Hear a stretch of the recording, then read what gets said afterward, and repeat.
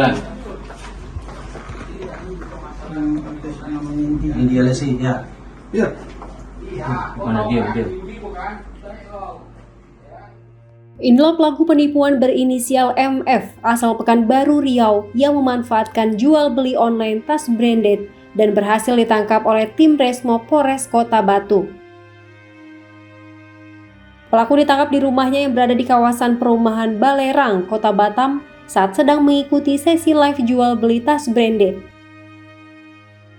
Dalam penggerebekan tersebut, polisi mengamankan pelaku MF bersama istrinya CL, beserta sejumlah barang bukti berupa 3 unit telepon genggam, 6 nomor handphone, beberapa kartu ATM, dan 1 unit mobil. Dalam pemeriksaan, pelaku MF mengaku bahwa ia mempelajari modus penipuan ini saat berada di dalam penjara dari sesama narapidana. Tergiur dengan keuntungannya, pelaku mulai mempraktikkan cara tersebut dengan menipu calon pembeli tas branded melalui siaran langsung di Instagram. Ceweknya juga. Cewek. KTP mana? Dampingin ya? Sama istri ya, Mas. Pelaku mengaku melakukan aksinya seorang diri tanpa keterlibatan orang lain termasuk istrinya. Ia mengatakan bahwa sang istri selama ini hanya menerima uang hasil penipuan, namun tidak mengetahui bahwa uang tersebut berasal dari hasil kejahatan. Kepada sang istri, MF mengaku bahwa uang tersebut merupakan hasil kemenangan dari judi online. Pelaku juga mengaku telah menjalankan aksinya sejak awal tahun 2025 dan telah meraup keuntungan hingga ratusan juta rupiah dari sejumlah korban yang berhasil ditipunya. Adapun modus yang digunakan pelaku adalah dengan mengikuti live jual beli tas branded di Instagram. Ketika ada calon pembeli, pelaku langsung menghubungi mereka melalui pesan pribadi dan mengaku sebagai admin untuk meyakinkan korban agar segera mentransfer uang. Jika korban masih ragu, pelaku kemudian menghubungi kembali menggunakan nomor lain dan mengaku sebagai pemilik tas. Setelah korban mentransfer sejumlah uang, pelaku langsung memblokir nomor korban. Ya karena ada kebutuhan sehari-hari juga Pak, sama ada cicilan yang harus dibayar. Cicilan apa itu? Cicilan mobil sama rumah Pak. Saya nonton live Pak, begitu ada yang komentar, kita DM, baru itu kita bilang kita tawarkan barang gitu Pak. Berarti Anda melakukan monitoring live? Iya betul Pak. Gambar apa itu? Gambar tasnya. Kita kirim gambar tasnya, kalau dia cocok, dia transfer. Anda dari mana dapat gambar-gambar tas branded? Dari Google Pak. Dari Ceng yang seingat Anda berapa korban yang sudah Anda tipu? 3 Pak. Karena nggak semuanya percaya. Bagi yang percaya aja Pak, seingat saya 3 Pak. 3 itu kalau bisa ditotal berapa semuanya? Kurang lebih sekitar 50-an Pak. Karena nggak semuanya harga mahal. Kalau dia nggak percaya biasanya nggak lanjut chat Pak. Dia langsung terputus chat aja, dia nggak mau komunikasi lagi biasanya. Oke, yang percaya kemudian Anda sarankan seperti apa? Pembayaran ke rekening ini gitu. Dengan alasan apa? Supaya apa?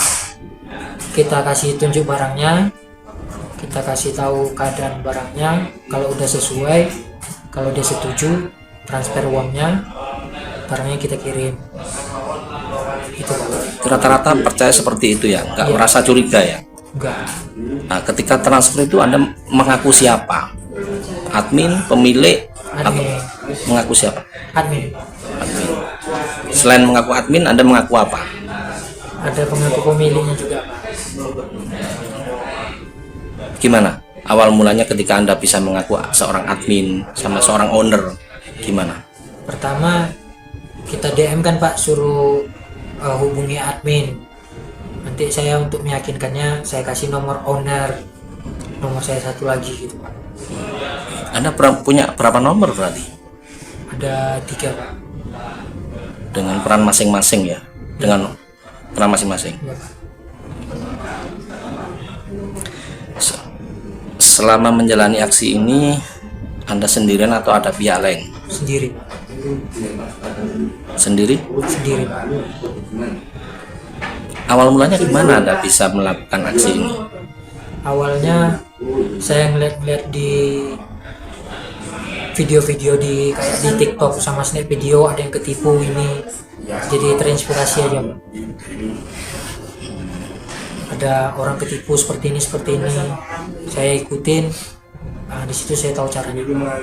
Cara yang Anda lakukan bisa diulangi. Cara yang Anda lakukan bisa diulangi seperti apa ketika korban ngikut live, terus gimana? Bisa diceritakan ulang? Ada IG yang live gitu kan Pak. Baru tuh di live tuh dia kan jualan tas. Ada yang komentar di live itu saya DM. Kalau dia kan yang dia jualnya, kalau dia mau itu saya DM. Dari situ Pak awalnya. Ketika Anda DM, korban langsung percaya? Iya, lanjut ke WA Pak. Oke, setelah lanjut ke WA, Di situ transaksinya Pak. Saya ngirimkan gambarnya, dia oke. Saya kasih nomor rekening, transfer. setelah itu apa yang Anda lakukan? Setelah korban transfer, Saya blokir Pak. oke.